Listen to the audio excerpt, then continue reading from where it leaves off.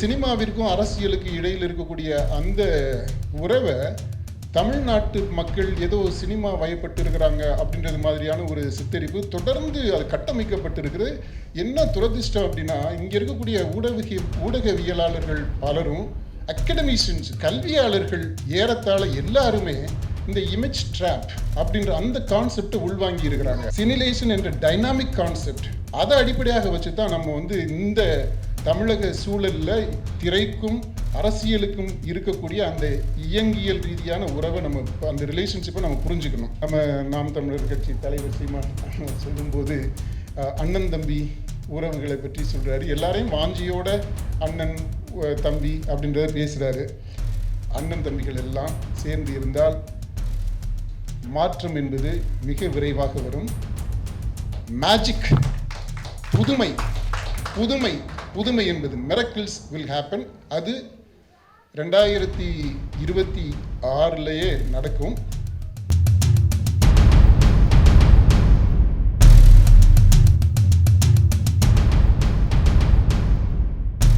Corona வந்த சமயத்தில் அப்போ இருந்த அரசியல், அப்போ இருந்த பண்பாட்டு சூழல், உலக அரசியல் சூழல், அதை பின்புலமாக கொண்டு தீட்டப்பட்ட கவிட்டுரை வடிவம். இந்த தலைப்பு இடக்கர் அடக்கல்னு வச்சிருக்கிறான். அது இலக்கண குறிப்பு நீங்கள் பார்த்தீங்கன்னா தெரியும், தொல்காப்பியத்திலேயே அதை பற்றி சொல்லியிருக்கு. இடக்கரை அடக்கி வாசிப்பது, அடக்கி வாசிக்க வேண்டியது இருக்குது. பல சமயங்கள்ல இந்த அரசியலை பற்றி பேசும்போதே கொஞ்சம் அடக்கமாக தான் பண்ண வேண்டியது இருக்குது.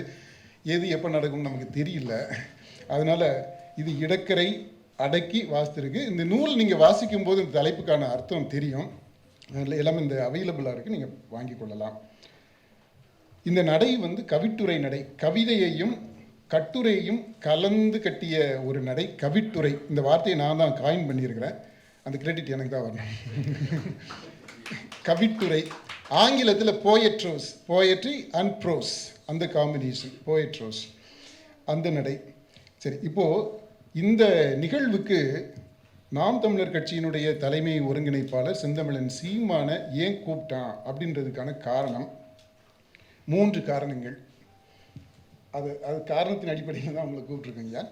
ஒன்று, இன்றைக்கு இருக்கக்கூடிய எல்லா கட்சிகளிலிருந்தும் கொள்கை அளவுலையும் செயல்பாட்டு அளவுலையும் கள செயல்பாட்டு அளவுலையும் வேறுபட்டு முரண்பட்டு மேம்பட்டு இருக்கக்கூடிய கட்சி நாம் தமிழர் கட்சி. அரசியல் பண்பாட்டு அரசியல், இந்த இரண்டிற்கும் இடையே இருக்கக்கூடிய அந்த இயங்கியல் உறவு, டயலெக்டிக்கல் ரிலேஷன்ஷிப், அதை அச்சாரமாக கொண்டு செயல்படக்கூடிய அமைப்பாக நான் இந்த இயக்கத்தை பார்க்குறேன். அதனுடைய தலைமை வழி நடத்துனராக இருக்கக்கூடிய சீமான அதனால் நான் அழைச்சிருக்கிறேன். ஒரு முதல் காரணம்.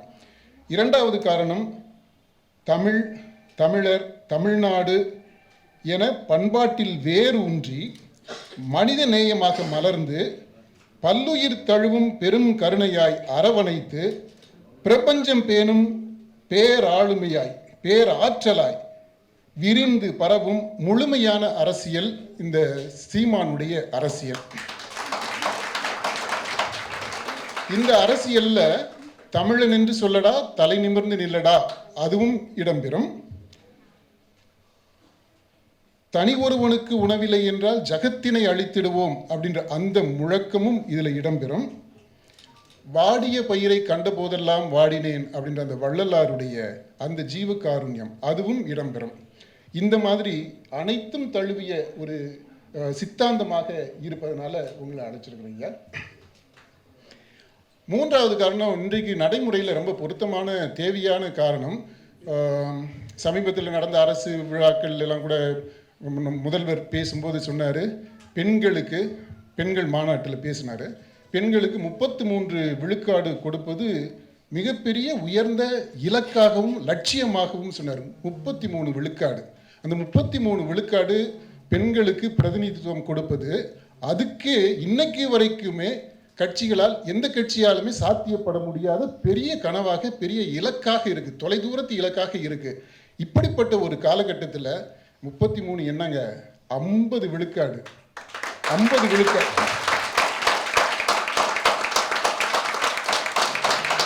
அது போற போக்கில் 50 விழுக்காடு கொடுத்து அது சாத்தியம் அப்படின்ட்டு நடைமுறைப்படுத்திக்கிட்டு இருக்கிறீங்க இல்லையா, அதற்காக அது மூன்றாவது காரணம் உங்களை அழைத்ததற்கு. ஏன்னா இந்த உள்ளடக்கம், இந்த புத்தகத்தினுடைய உள்ளடக்கம் நீங்கள் பார்த்தீங்கன்னா நிறைய இடக்கர் இருக்குது. அதை கொஞ்சம் அடக்கி முடிஞ்ச வரைக்கும் அடக்கி வாசிக்க பார்த்துருக்குறேன். நீங்கள் நூலை பாருங்கள். இப்படிப்பட்ட ஒரு உள்ளடக்கத்தை கொண்டிருக்கக்கூடிய அந்த நூலை வெளியிடுறதுக்கு சீமானை தவிர வேறு யாரை நான் கூப்பிட முடியும்?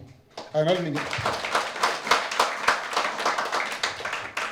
ஆனால் இந்த செந்தமிழன் சீமானை கூப்பிட்டதனுடைய விளைவுகள் நிறையா இருந்துச்சு, அதை அனுபவித்தோம். அதை பற்றி டீட்டெயிலாக இப்போ சொல்ல வேண்டாம்னு நினைக்கிறேன். அது வேறு ஒரு சந்தர்ப்பத்தில் நான் பகிர்ந்துக்கிறேன். அடுத்து இந்த நூல் காதலியல், என்னடா சாமியார் காதலை பற்றி பேசுகிறேன்னு, காதலை பற்றி இல்லை காதலியலை பற்றி நான் பேசியிருக்கிறேன். அதில் பாருங்கள், காதலியல் இருக்குது, அரசியல் இருக்குது. இந்த அரசியல், காதலே ஒரு அரசியல் தான். நம்ம பார்க்குறோம் இல்லையா, ஆணவ படுகொலைகள் அது எல்லாமே எந்த அரசியலில் நம்ம போய் சேர்க்க முடியும்? இப்படிப்பட்ட ஒரு பின்புலம் தான். இதில் நம்ம அரசியலை பற்றி பேசி இருக்கிறதுனாலையும், நான் தொடர்ந்து இந்த அரசியல் ஆய்வுகள் செய்கிறதுனாலையும், TN 2026 அப்படின்ற ஒரு சேனல் ஒன்று, யூடியூப் சேனல் ஒன்று இந்த இதில் இப்போ தொடங்குறதுனாலையும், அஃபிஷியலாக நம்ம தொடங்குகிறோம், அந்த காரணத்தினாலையும் அரசியல் சார்ந்து எனக்கு இருக்கக்கூடிய, எனக்கும் ஒரு இருக்கு இல்லையா தனிப்பட்ட அளவில், அந்த ஆசை, கனவு, இயக்கம் என்ன அப்படின்றத பற்றி மட்டும் ஒரு 3 பாயிண்ட் சொல்லிடுங்க. ஒன்று, இந்த சினிமா அரசியல், இந்த சினிமாவிற்கும் அரசியலுக்கு இடையில் இருக்கக்கூடிய அந்த உறவை தமிழ்நாட்டு மக்கள் ஏதோ சினிமா வயப்பட்டிருக்கிறாங்க அப்படின்றது மாதிரியான ஒரு சித்தரிப்பு தொடர்ந்து அது கட்டமைக்கப்பட்டிருக்குது. என்ன துரதிர்ஷ்டம் அப்படின்னா, இங்கே இருக்கக்கூடிய ஊடகவியலாளர்கள் பலரும், அகடமிஷியன்ஸ், கல்வியாளர்கள் ஏறத்தாழ எல்லாருமே இந்த இமேஜ் ட்ராப் அப்படின்ற அந்த கான்செப்டை உள்வாங்கி இருக்கிறாங்க. இமேஜ் ட்ராப் அப்படின்றது, அதாவது பிம்ப சிறை இல்லை, அது வந்து ஏதோ ஒரு சிறைக்குள்ளே தமிழக மக்கள் எல்லாமே சிறைப்பட்டு இருக்கிறது மாதிரியான ஒரு கட்டமைப்பு. என்னுடைய ஆய்வு, இந்த பிம்பம் சிறை எல்லாம் இல்லை. அந்த பிம்பம் சிறைன்றது ஒரு அகடமிக்காக உருவாக்கப்பட்ட ஒரு கான்செப்ட், ஒரு கான்ஸ்ட்ரக்ட். ஆனால் மக்களுடைய யதார்த்த அரசியலை நம்ம பார்க்கும்போது அதையும் தாண்டி போயிருக்கிறாங்க. அது வேறு ஒரு தளத்தில் இயங்குது. அதை நான் என்னுடைய நூலில், ஆங்கில நூலில், ஆய்வு நூலில் அதை பற்றி பேசியிருக்கிறேன். அது கடைசியாக ஒரு சாப்டர் இப்போ வந்து எழுதிக்கிட்டு இருக்கிறேன். அது முடிஞ்ச உடனே அது முழுமையான நூலாக அடுத்த பதிப்பாக வெளிவரும். அதில் தான் அந்த சினிலேஷன் அப்படின்ற கான்செப்ட் சொல்லியிருக்கிறேன். நாட் இமேஜ் ட்ராப், சினிலேஷன். அதை பற்றி விரிவாக வேறு ஒரு சூழலில் பார்க்கலாம். அந்த சினிலேஷன் என்ற டைனாமிக் கான்செப்ட், அதை அடிப்படையாக வச்சு தான் நம்ம வந்து இந்த தமிழக சூழலில் திரைக்கும் அரசியலுக்கும் இருக்கக்கூடிய அந்த இயங்கியல் ரீதியான உறவை நம்ம, அந்த ரிலேஷன்ஷிப்பை நம்ம புரிஞ்சுக்கணும். இதை நோக்கி ஒரு பயணம் போய்கிட்டு இருக்குது. ரெண்டாவது, இந்த தேர்தல் முறையில் சீர்திருத்தம் பற்றி நம்ம தேர்தல் அப்படின்னு சொன்னோன்னா இந்த சாரை பற்றி தான் சொல்கிறோம், SIR. அந்த SIR-ஐயும் கடந்து நிறைய விஷயங்கள் தேர்தலில் நம்ம செய்ய வேண்டியது இருக்குது. அதை முனைப்பாக முன்னெடுத்து செல்ல வேண்டியது இருக்குது. அதில் ஒரு முக்கியமான தேர்தல் சீர்திருத்தம் என்ன அப்படின்னா, அது ப்ரொபோர்ஷனல் ரெப்ரசன்டேஷன், விகிதாச்சார பிரதிநிதித்துவம். அதை நோக்கி நம்ம செல்லணும். இப்போ இந்த விகிதாச்சார பிரதிநிதித்துவம் நம்ம நாட்டில், தமிழ்நாட்டில் இப்போ நடைமுறையில் இருந்தது அப்படின்னா என்னவா இருந்திருக்கும் அப்படின்னா, நாம் தமிழர் கட்சி பெற்ற அந்த 8 விழுக்காடுன்னு வச்சுக்கோங்க. அந்த 8 விழுக்காடு, அது 8 விழுக்காடு மக்களுடைய ஆதரவு கிடைச்சது இல்லையா, அதை அப்படியே சீட்டை கன்வெர்ட் பண்ணோம் அப்படின்னா 19 MLAs இருக்கணும். ப்ரொபோர்ஷனல் ரெப்ரசன்டேஷன் அது நடைமுறைப்படுத்தி இருந்தால் இன்றைக்கு தமிழ்நாடு அசம்பிளியில் நாம் தமிழர் கட்சிக்கு 19 MLAக்கள் இருப்பார்கள். அப்படி இருந்திருக்கும். அதனால இப்போ என்ன ஆயிடுதுன்னா, இந்த ஒரு ஓட்டு வித்தியாசத்தில் ஜெயிக்கிறவங்க தான் MLA ஆயிடுறாங்க. அந்த ஃபர்ஸ்ட் பாஸ்ட் த போஸ்ட் இருக்கு இல்லையா, அந்த சிஸ்டத்தை மாற்றணும். அப்படி மாற்றும் போது தான் மக்களை மையமாக கொண்ட இயக்கங்கள் அரசியல் ரீதியாக அதிகாரத்தை அதிகாரத்திற்கு வந்து மக்களுக்கு அந்த அதிகாரத்தை திரும்ப கொண்டு போய் சேர்க்கிறதுக்கு அது முடியும். அதனால் இப்போ நம்ம செய்ய வேண்டியது, நம்ம இயக்கங்கள் எல்லாம் தோழர்கள்லாம் வந்திருக்கிறீங்க, இதில் மீடியாவில் இருக்கிறவங்கெல்லாம் இருக்கிறீங்க, இந்த ப்ரொபோசல் ரெப்ரசன்டேஷனை நோக்கிய ஒரு முன்னகர்வு. அதை நாங்கள் இப்போ மக்கள் ஆய்விலிருந்து அந்த முயற்சியை நாங்கள் தொடங்கி இருக்கிறோம்.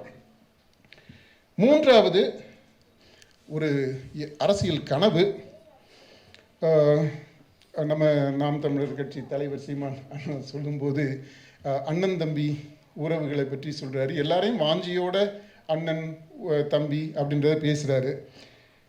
எனக்கு என்னென்னா, இந்த அண்ணன் தம்பிகள் எல்லாம் ஒன்றா சேர்ந்து ஒன்றாக சேர்ந்து ஒரு குழுவா அணியமாகி அப்படி சேர்ந்து நிற்கும் ஒரு சூழல் வந்தால், அண்ணன் தம்பிகள் எல்லாம் சேர்ந்து இருந்தால் மாற்றம் என்பது மிக விரைவாக வரும். மேஜிக், புதுமை என்பது மிரக்கிள்ஸ் வில் ஹேப்பன். அது 2026 நடக்கும். இன்னும் கொஞ்சம் காலம் ஆகும். அப்படின்னா 2029 நான் நினைக்கிறேன் தமிழ்நாட்டுக்கு மற்றொரு சட்டமன்ற தேர்தல் வரலாம். அப்படி வரும்போது அந்த தேர்தல் நிச்சயமாக 29 தேர்தல் நிச்சயமாக மக்களை மையமாக வைத்து, இந்த மண்ணை மையமாக வைத்து இதிலிருந்து இயங்கக்கூடிய இயக்கம் நாம் தமிழர் இயக்கம். அது எல்லாத்தையும் நாம் எல்லாம் தமிழர்கள், கட்சி மட்டும் இல்லை, தமிழர்கள் எல்லாருக்கும் சேர்த்து சொல்கிறேன். இந்த தமிழர்கள் வெற்றியடையக்கூடிய சூழல் வரும் அப்படின்னு நான் நம்புகிறேன். ஒரு ஏக்கம், ஒரு கனவு, அந்த கனவு நனவாகும். அது எல்லாம் இங்கே இருக்கக்கூடிய தலைவர்களுடைய கையில் இருக்குது. அது கூட சேர்ந்து உழைக்கக்கூடிய நம்ம கையிலையும் தான் அது இருக்குது. நம்ம we are also partly responsible.